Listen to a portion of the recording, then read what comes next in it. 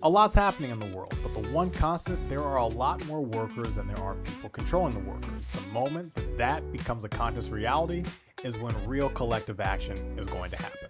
Let's talk about it.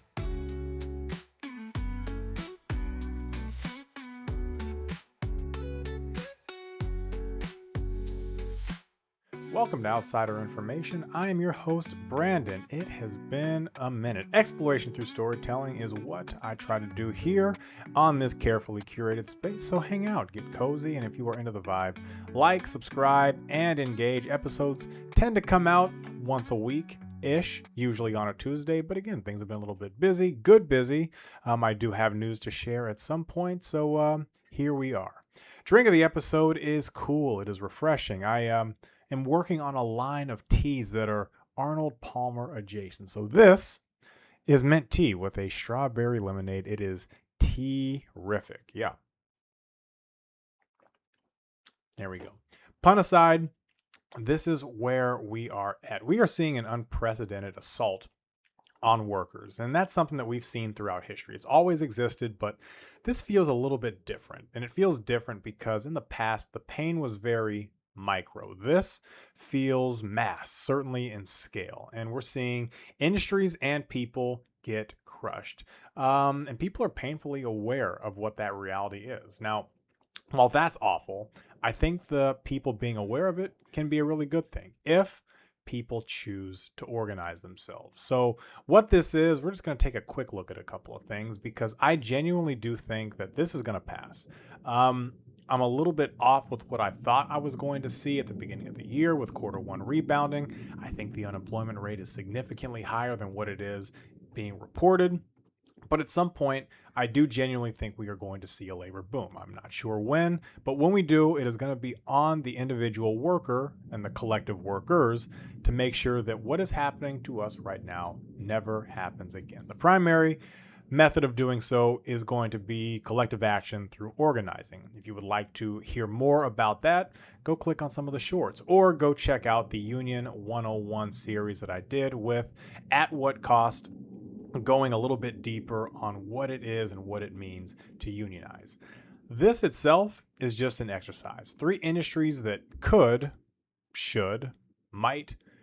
Actually, you know what? We're going to just start with 5 prongs to show the what and the why leads to collective action. So these 5, going down in order, kind of create a converging point that basically say, you know what?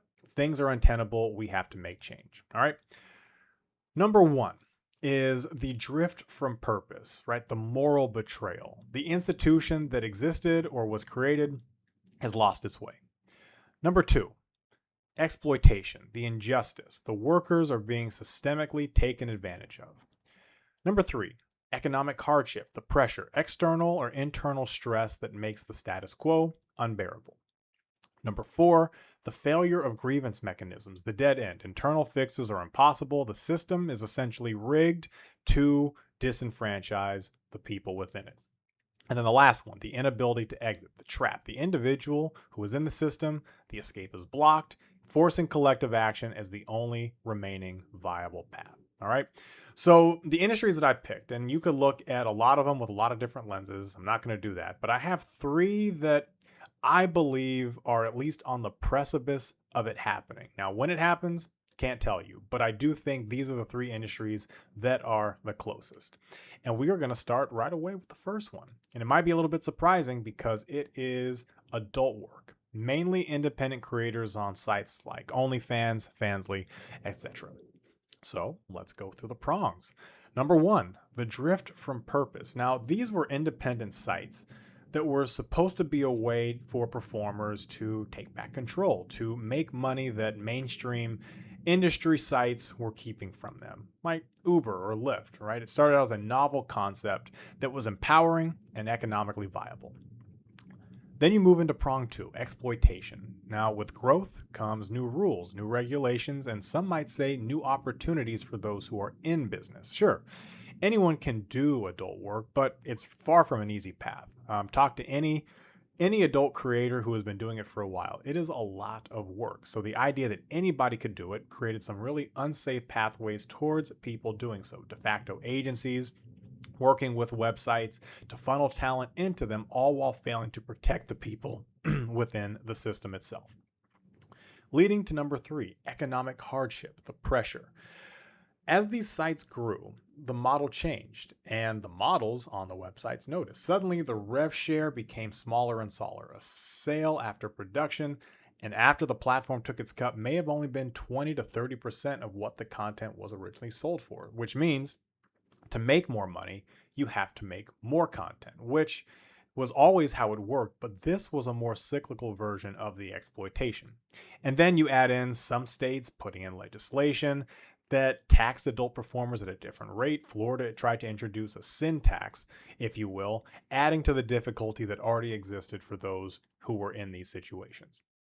Number 4, the failure of grievance mechanisms. And this is going to be pretty uniform across all of them, but when you're on a platform like this that's very niche, you can be vocal if you want, but in a world that's small, that seemingly has endless inventory and is pretty unregulated, there are gatekeepers, and you are essentially pigeonholed into what it is you're doing with no viable way towards improving it. You can get blackballed. You can be labeled as too difficult to work with, which is ultimately the trap, right? You're stuck.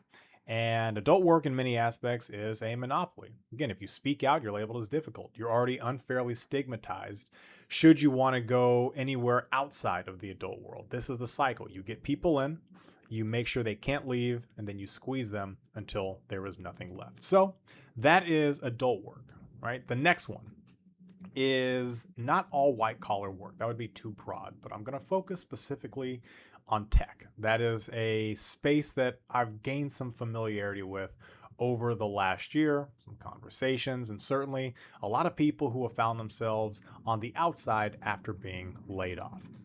So let's take a look at the prongs. First one, the drift from purpose. Tech was always the place where the smart people went. They were always ahead of society. They were always the ones who had the answers. They built the machines we were using. They built the ones that we were going to use. Well, what happens when the machine that you built can replace you? There was never a thought that it could be them until it was. And now there's really no clue as to what's next. Leading to number 2, the exploitation. And this has been happening for years, right? H-1B visas, long hours, the idea of working for free, internships, just to get an entry-level job that was going to underpay you for 2 years while you, quote, earned your place. In many ways, that was just the culture. And while some pushed back, many still adhere to what exists because in this world, it's better to have than to not have. Prong 3. And this is where we are seeing it now the most, the mass layoffs, the organizational equivalent of burning forests to essentially create new growth. You have trained an entire subset of people to think their worth was their mind and their production, only to tell them that was a lie and that they built something that was ultimately set to replace them. And now they have to figure it out. Number 4, the failure of grievance mechanisms. Similar to adult work, very few people push back, and the ones that do often go off to build their own monsters elsewhere because they have the resources and they repeat the cycle. After a layoff, your only option is to express gratitude, which is infuriating. After Block laid off 40-50% of its staff, all I saw on LinkedIn were people saying, I appreciate the time and it was great to work there and I'm looking forward to what's next. No, your next opportunity is potentially watching, so the only choice you have is to say thank you for ruining my life because they are watching to see if they can trust you to be a cog in their machine next. And that leads to number 5, the inability to exit. We become adopters of our own lifestyle. We've also specialized ourselves to a point that leaves us very few options to go do anything else. Push back against your system, you're blacklisted. Go try to do something else, you're potentially unrelatable. Many see the cliff in front of them, but continue to walk towards it because going back the other direction, the path is blocked off. All right.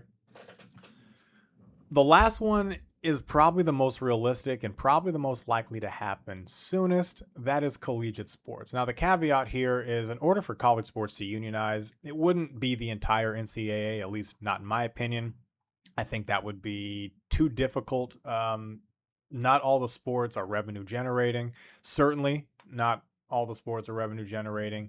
And it would likely mean the major sports would have to splinter off to create their own leagues. So football, basketball, volleyball, baseball, softball, they would need individual unions that would probably be under some umbrella organization, and then they would have to go from there. But college sports has been broken for quite some time, and we now will have to figure out what that's going to look like going forward because we are at critical mass. So, same test, the 5 prongs, the drift from purpose, number 1. College sports has been broken for a very long time, and it lost its moral compass because profiting off of labor for decades under the guise of amateurism, people lost the appetite for that when you saw how much money the NCAA has been making off of the backs of student athletes. Now, NIL, in my opinion, has made it worse. Yes, athletes are getting paid, but it's really unregulated, and it's creating a system where people, the regular people, are basically passing the hat around, and it's creating a system where there are significantly more haves and significantly more have-nots as well. So basically a microcosm of society. Prong 2, the exploitation. NCAA athletes were always free labor, and it was always exploitation. Billions of dollars were made, $0 were paid directly to the athletes. Now, money was paid under the table all the time, but the NCAA used to have video games, and just to avoid paying the athletes, because that would be against their rules, they just didn't use their names. They used everything, their height, their weight, their numbers, their facial structures. It was always there, and they got away with it until they couldn't. They got away with it as long as they could until they couldn't. Prong number 3, economic hardship. Most of us were a little poor in college. We all have those stories, the struggle meals that even some of us return to in our adult lives because you know what? It was good eating at the time. And even though the times weren't great, the food, it did what it had to do. But if you listen to a lot of stories of college athletes surviving off of chips and water until they could eat at the facility, the NCAA even had a rule at one point that regulated how much cream cheese you could give an athlete to put on their bagel. It was that crazy. Now, with NIL, some of that has been alleviated, but the core issue remains. How does it get distributed equitably? How is there a system that can be built around it? And ultimately, how does this look in 2026 and beyond as we know the current model is unsustainable? Prong 4, the failure of grievance mechanisms. Now, the NCAA has none. They were judge, jury, and executioner pretty much the entire lifespan, and they still try to act that way. But the courts have been pushing back, which is good, but there's still a lot of chaos, right? We've got 6th and 7th year athletes that are playing collegiate sports, players that played pro that are now coming back to play collegiate sports. Wherever you stand on some of these issues, there really isn't anything coherent. There's no way to say yes or no based off of what a modern model should look like.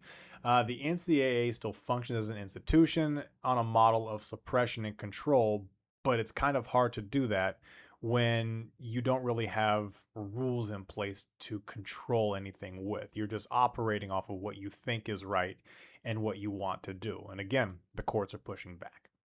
So that creates the last prong, the inability to exit. United States college sports are so unique because when you look around the world, it doesn't exist like that. Players either go play pro or they don't. And in the United States, we created what is essentially a semi-pro league, and it's the only one. Now, it's massive. There's a lot of opportunities to play.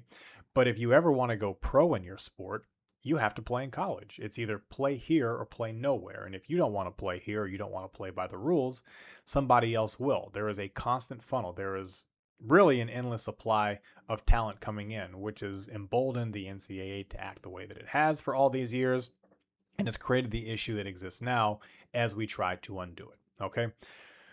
So all these industries really have the same colliding factors. And we get to a point like this because our society really isn't proactive. The solutions here, and everybody's got an opinion on it, and I could do a whole separate podcast on that, is we waited too long. If we really wanted to get in front of something, put things in place, and adapt it from there, we could have done that. But nope, we tried to squeeze as much out of systems as we can, only for them to collapse, and then we have to publicly rebuild them with everybody chiming in with their opinions, and it makes the process a lot more complicated. Unionization could look like a lot of things in these industries, but right now it's all really unorganized. Now, in the future, I do think it could be organized and regulated. Now, of the three, I think college sports is the most likely to happen soonest because it's kind of already in the works, especially when you look at collegiate football. What exists right now, not sustainable for the long term. Tech and other white collar industries, I think they've got some hurdles, not because they can't. There are more of them than there are of the tech overlords, but there's going to have to be a real mindset shift among white collar workers who spent years trying to delegitimize unions. And they're going to have to kind of crawl back to the table and say, you know what, we were wrong, and we would like to create some solidarity. The good news is blue collar workers aren't going to kick them to the curb. Worker power is worker power. And while the irony is not lost, um, it can happen. Okay.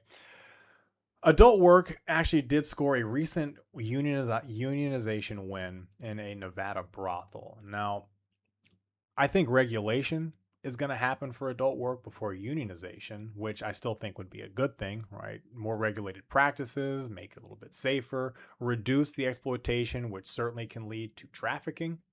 I think that is more likely than unionization, but I don't think it is off the board either. So that's three industries, right? There is a lot that is happening in our world, and there's a lot more that's going to keep happening, but it all comes back to the people. Are the people willing to make the sacrifices in order for it to advance forward? Okay, that is all I got. If anything resonated, as always, like, subscribe, engage, check out the newsletter, the social media. I scrapped the AI deep dive project. I did not want to put my face to that. Given what we are seeing AI do, I might revisit it in the future, but right now that would have been a little tone deaf. OIAS, it's all about empowering people from the outside in. Remember, I can't save the world, but doing my best to not make it a worse place. So until next time, stay safe and stay sane. Get you in the next one.